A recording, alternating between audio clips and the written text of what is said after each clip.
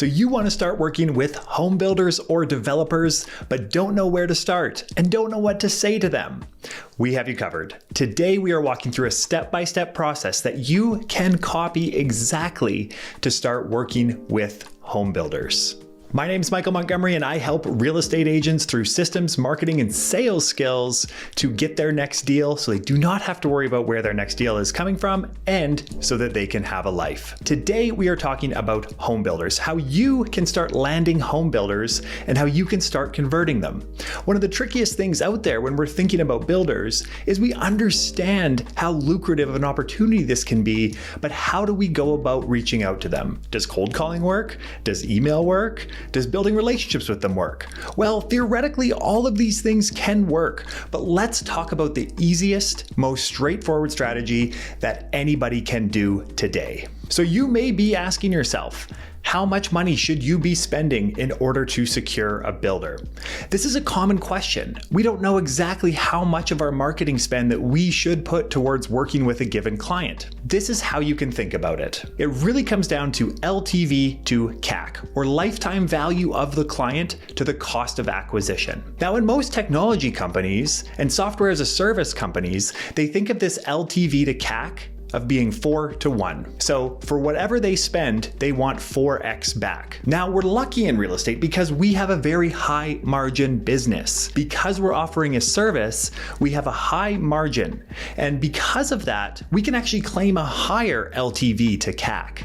And so let's just, for the sake of example, look at an LTV to CAC of 5 to 1. So that's better than most companies out there would get. And so what does this equate to as far as marketing spend? Well, let's say that with this builder, you will get 5 deals. So let's just say over the course of time of dealing with this builder, you will get 5 deals. Now we all know it can be significantly more than that, but let's say for the sake of argument, 5 deals. And let's say for each one of those deals, your gross commission is $10,000. Now it can be more, it can be less than that, but for the sake of math, let's look at it being $10,000 for each commission check that you do with this builder. So this equates to $50,000 in gross commission income, right? We have 5 deals, they're each $10,000 each, so that's $50,000 that we can potentially make from this one builder over the lifetime. Now, if we are looking at an LTV to CAC of 5 to 1, that theoretically means that we can spend $10,000 acquiring that one builder. Now that does not mean that we go out and spend $10,000 on each individual builder. It means our whole marketing strategy, in order to secure that one builder that will provide us with 5 deals, we will spend $10,000. And that is our 5 to 1 LTV to CAC. So what does all this actually mean? Well, this means that if you have a builder that could potentially provide you with 5 deals, and that equates to $50,000, and so you have $10,000 to spend, that means you should go out there and find a builder using that $10,000. Now, let's say that you have 10 builders out there that you have on your list that you're going to reach out to. Well, theoretically, you have $1,000 per builder to spend on marketing in order to make your economics work. And this is the really exciting thing about dealing with builders and real estate in general, is we have to understand how valuable these clients can be. Oftentimes, we're very concerned about overspending and do we spend enough, or are we spending too much?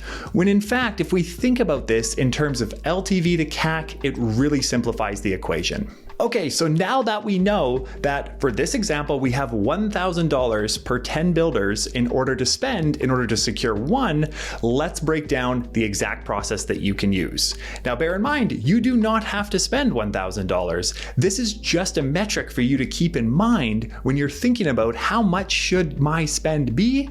You know that you have this LTV to CAC equation that you can use. So first thing you are going to do is you are going to create a landing page on your website or a landing page builder.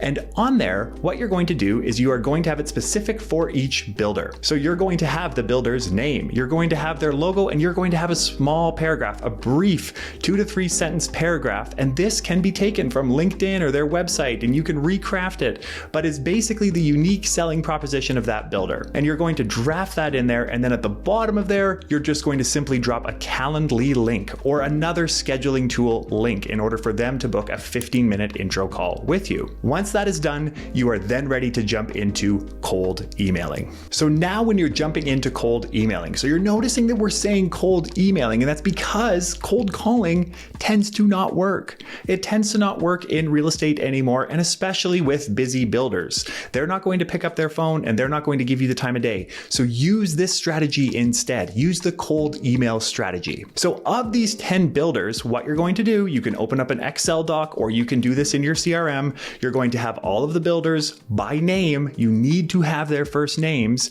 You're going to have their email addresses, and then you're going to have a column that says first line. Now, what is the first line? This is going to be part of a templated email, and you are going to send out the templated email, but the first line is going to be customized for that builder.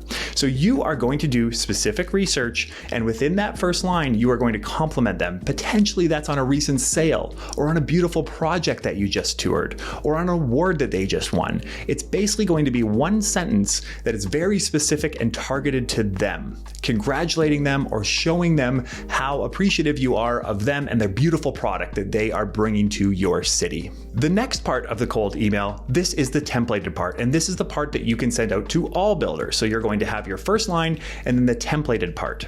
The templated part, you are not going to sell them. Not at all. All you're going to do is you're going to explain to them that you know their pain.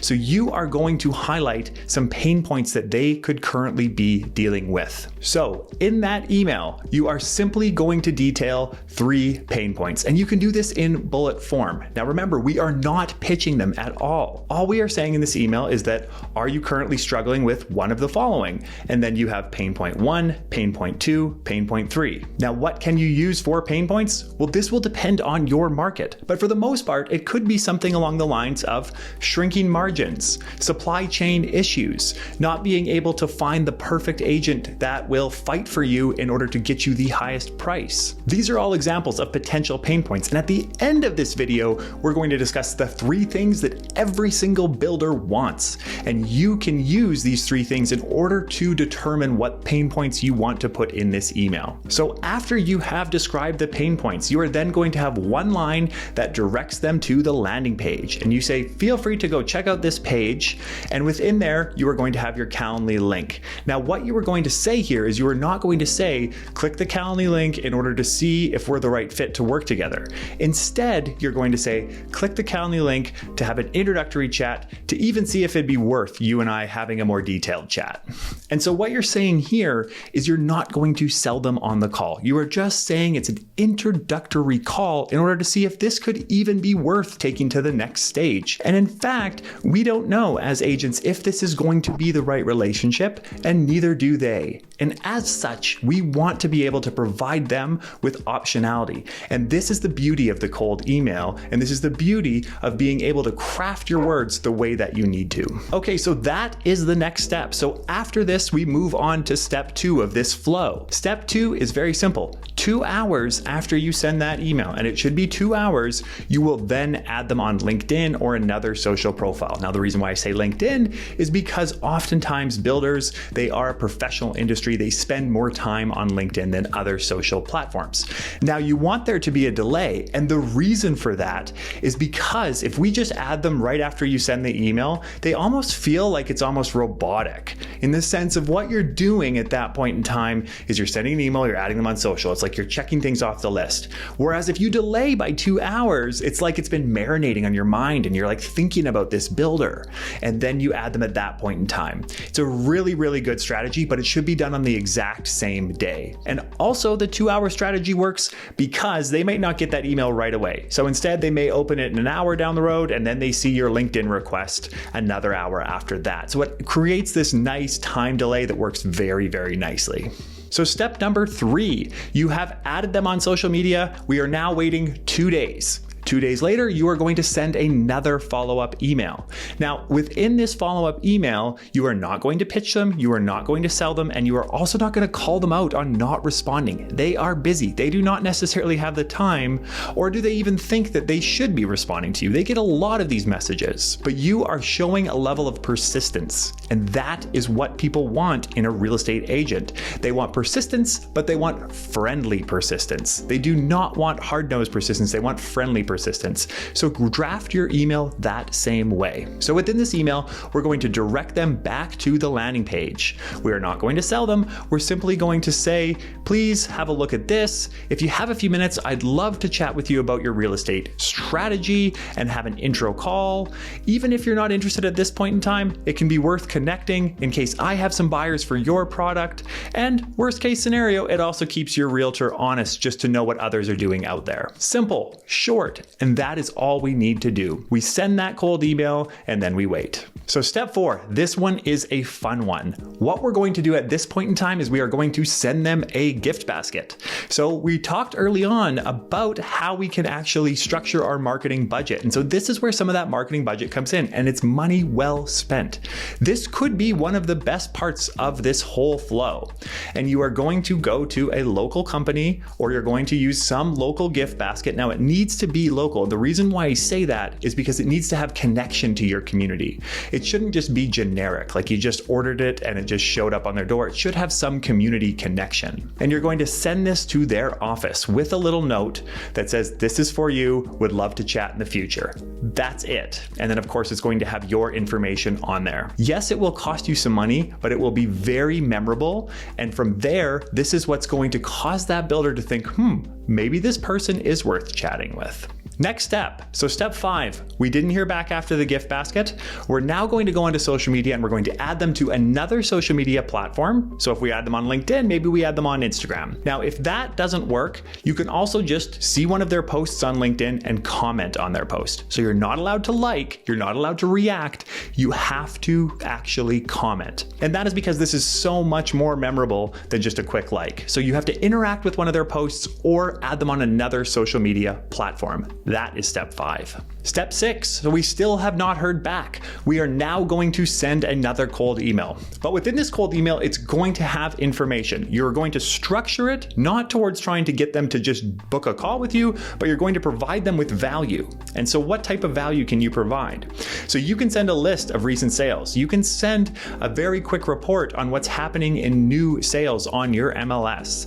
You can send them some market data in areas that they are currently building. And this is the next cold email. So it should be something that's of value to them. What I tend to lean into is market data. What sort of market data will be impactful for this particular builder? And this particular builder is the key word there. Okay, so we still don't have anything. They did not respond to that email. We're now moving on to step 7. Step 7 is another social media touch. So within here, we are commenting on something. Again, we can add them to another platform should we so choose, or we can just comment on one of their recent posts. But again, no likes, no reactions. We can like and react, but we also need to comment. That is the key. Okay, finally, now we reach step number 8. And step number 8, there's actually a reason, because backed up with data, we see that 8 touch points is really what it can take in order to convert somebody from a cold prospect to somebody who's willing to work with you. So that's why the system here of having 8 touch points, and there is a system and there is a reason to that. So the 8th touch point is the breakup email. So my breakup email is quite simple, and basically all it's saying, subject line, closing the loop. Hi, builder name. The last thing I want to do is ever be a bother, so I will avoid cluttering up your inbox. If you do have any questions about real estate, I'm more than happy to chat. Otherwise, I won't email you again. Thanks very much. Name. Simple.